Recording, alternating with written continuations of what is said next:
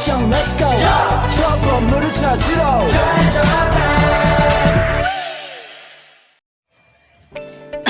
Oke guys, bismillahirrahmanirrahim. Assalamualaikum warahmatullahi ta'ala wabarakatuh. Oke, perkenalkan kawan-kawan, namaku Heri Tuara. Alamatku alamat asal dari Cijapu, Malingping, Kabupaten Lebak, Provinsi Banten, Indonesia. Dan aku kuliah di Universitas Primagraha. Maka dari itu, di sini aku akan menjelaskan tentang mata kuliah perilaku keorganisasian dengan tugas UAS di semester 4 ini, yaitu dosen pengampu perilaku keorganisasian adalah Pak Asep Rabiudin SE MM, dan aku selaku akan menjelaskan tentang iklim, di mana presentasiku ini akan menjelaskan tentang iklim atau penyebab perubahan dan segala tentang iklim akan dibahas di tugas kali ini. Maka dari itu, sebelumnya kawan-kawan, semoga kawan-kawan dapat mendengarkan diskusiku, dapat berpartisipasi waktunya dengan semoga apa yang aku sampaikan dapat bermanfaat untuk kawan-kawan semua. Jika banyak kesalahan, maklum, karena diriku masih dalam tahap proses belajar gitu. Maka jika banyak salah, mohon teman-teman kritik dan lain sebagainya. Terima kasih. Mari kita bahas. Oke, jadi kawan-kawan, di sini tentang iklim, ini pendahuluan yang saya buat, bahwasanya perubahan iklim global merupakan salah satu tantangan lingkungan terbesar yang dihadapi dunia saat ini, khususnya di negara kita tercinta Indonesia. Fenomena ini menyebabkan perubahan signifikan dalam pola cuaca dan iklim yang terdampak pada berbagai aspek kehidupan manusia. Nah, di Indonesia, perubahan iklim mempengaruhi pada curah hujan yang berpotensi menimbulkan bencana alam seperti banjir dan kekeringan. Artikel ini bertujuan untuk membahas dampak perubahan iklim terhadap pola curah hujan di Indonesia. Nah, dengan mengkaji teori terkait ini, pembahasan utama dari studi kasus spesifik, ini baru pendahuluannya kawan-kawan. Nanti saya akan menjelaskan tentang rumusan masalahnya apa, pembahasannya apa, begitupun dengan kesimpulannya kawan-kawan. Mungkin kita lanjut kepada pembahasan. Oke kawan-kawan, kita lanjut. Yang selanjutnya adalah tentang rumusan masalah. Jadi di sini rumusan masalah yang akan saya bahas yaitu pertama tentang perubahan pola curah iklim di Indonesia. Yang kedua tentang dampak terhadap sekitar pertanian. Dan yang ketiga yaitu saya akan membahas tentang risiko bencana alam. Dan yang terakhir tentang strategi adaptasi kawan-kawan. Manfaat penelitiannya apa? Yaitu manfaat penelitian atau manfaat pembahasan dari faktor permasalahan yang kita kaji, yaitu bagaimana kita akan mengkaji tentang pola curah hujan di Indonesia.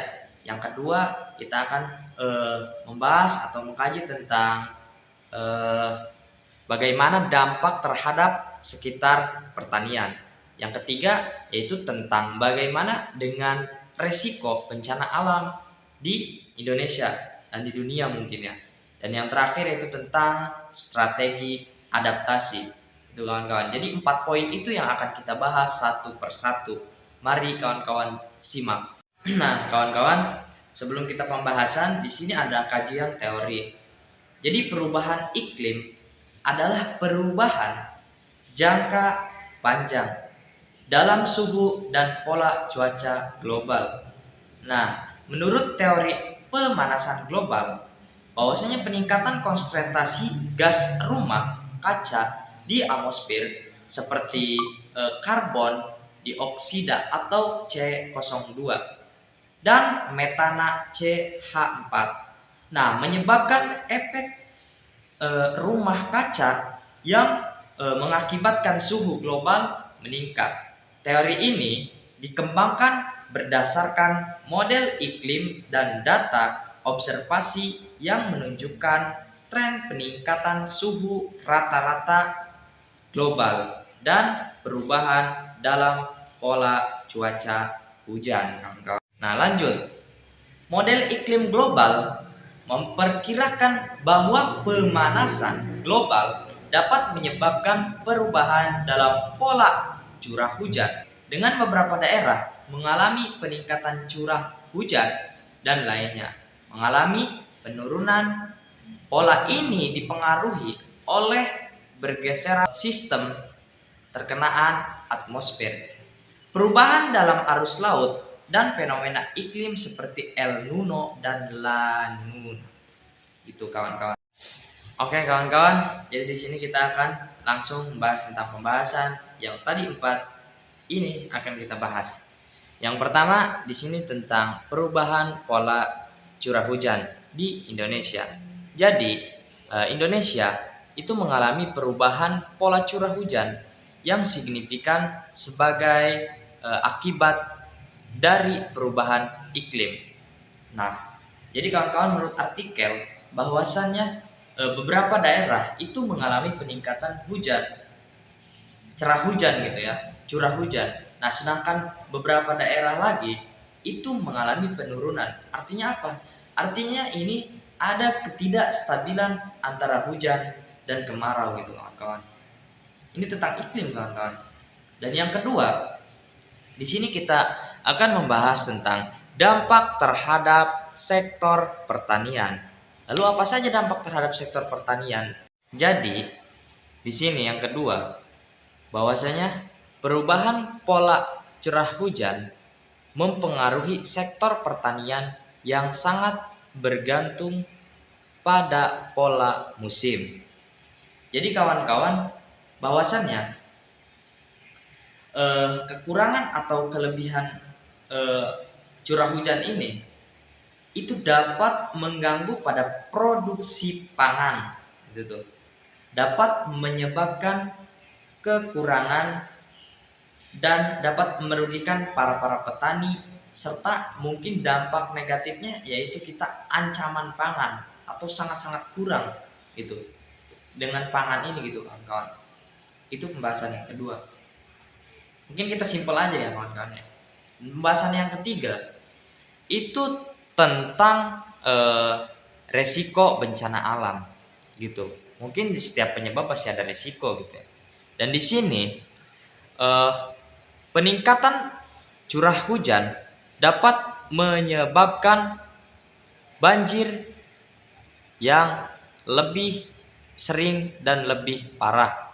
Sedangkan penurunan curah hujan dapat mengakibatkan kekeringan. Sorry kawan-kawan ya, karena tulisannya kecil. Oke, jadi gitu kawan-kawan. Nah, jadi kawan-kawan, yang ketiga ini, kedua resiko ini itu dapat menyebabkan dampak yang sangat negatif terhadap resiko pangan dan kepada masyarakat pun juga kawan-kawan.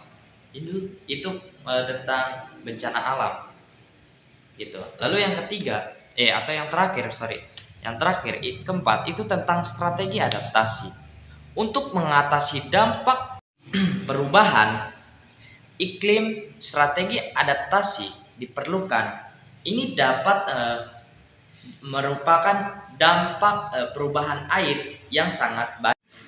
Pengembangan varietas tanaman yang tahan terhadap kondisi ekstrim, dan juga peningkatan infrastruktur untuk mengurangi bencana resiko. Itu kawan-kawan. Oke, jadi itu 4 pembahasan yang kita bahas kawan-kawan. Lanjut di studi kasus tentang contoh di Indonesia. Ini contohnya kawan-kawan ya, contoh tentang iklim, yaitu banjir di Jakarta pada tahun 2021. Pada awal tahun 2021, Jakarta mengalami banjir yang sangat besar yang disebabkan oleh curah hujan ekstrim selama musim hujan. Data meteorologi menunjukkan bahwa curah hujan di Jakarta meningkat secara signifikan dibandingkan dengan tahun-tahun sebelumnya. Peningkatan curah hujan ini terkait dengan fenomena La Nina yang menyebabkan intensitas hujan meningkat.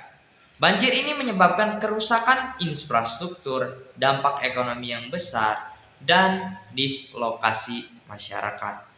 Jadi ini kawan-kawan, ini Jakarta udah menjadi contoh tentang kerusakan iklim, yaitu banjir di Jakarta pada tahun 2021. Itu kawan-kawan. Jadi sangat-sangat pengaruh iklim ini sangat-sangat besar kawan-kawan. Sangat-sangat banyak besar resiko dan banyak merugikan kawan-kawan. Oke, mungkin kawan-kawan segitu dan saya akan membacakan tentang kesimpulan dari awal yang saya bahas. Oke, ini kesimpulannya kawan-kawan, bahwasanya perubahan iklim memiliki dampak signifikan terhadap pola curah hujan di Indonesia yang dapat menyebabkan risiko bencana alam seperti banjir dan kekeringan. Studi kasus banjir di Jakarta pada tahun 2021 menunjukkan bagaimana perubahan iklim dapat memperbuat kondisi cuaca ekstrim dan mengarah pada dampak sosial dan ekonomi yang sangat besar dan sangat buruk. Untuk menghadapi tantangan ini, diperlukan strategi adaptasi, pengelolaan sumber daya alam, dan kebijakan mitigasi perubahan iklim. Upaya kolektif dari pemerintah, sekitar, swasta, dan masyarakat sangat penting untuk mengurangi dampak dan meningkatkan ketahanan terhadap perubahan iklim di masa depan. Gitu kawan-kawan. Jadi tadi sudah saya sebutkan atau sudah saya bahas tentang pencegahan atau perubahan pada iklim ini. Jadi iklim ini adalah bencana yang sangat besar kawan-kawan. Oke kawan-kawan, mungkin itu pembahasan yang sudah sedikit saya bahas dari awal. Lalu mungkin jika ada pertanyaan, lalu bagaimana kita cara mencegahnya? Mungkin cara mencegahnya yang pertama ya, lebih ke kita menjaga situasi lingkungan, kita mengantisipasi, menjaga, karena menjaga itu ya lebih utama kawan-kawan. Dan yang kedua mungkin dari masyarakat, lingkungan, sekitar, dan mungkin yang terutama yang paling penting itu dari pemerintah mungkin ya. Lebih dari pemerintah, lebih menjaga dan lain sebagainya. Jadi gitu kawan-kawan, sedikit dari saya semoga bermanfaat apa yang sudah saya jelaskan. Mungkin banyak kesalahan yang sudah saya bahas, entah itu dari pemaparan materi yang sangat tatal ini ya, atau kurang jelas ini ya, mungkin mohon dimaafkan kawan-kawan. Karena sejatinya saya mungkin masih dalam tahap proses belajar, kekurangan mutlak dan jelas dari saya, kelebihan mutlak dari Allah Subhanahu wa Ta'ala. Kurang lebihnya mohon maaf. Terima kasih sudah menyaksikan dan menonton, semoga bermanfaat. Allahumma bihi ila aqwamit thoriq. Wabillahi taufiq wal hidayah. Wassalamualaikum.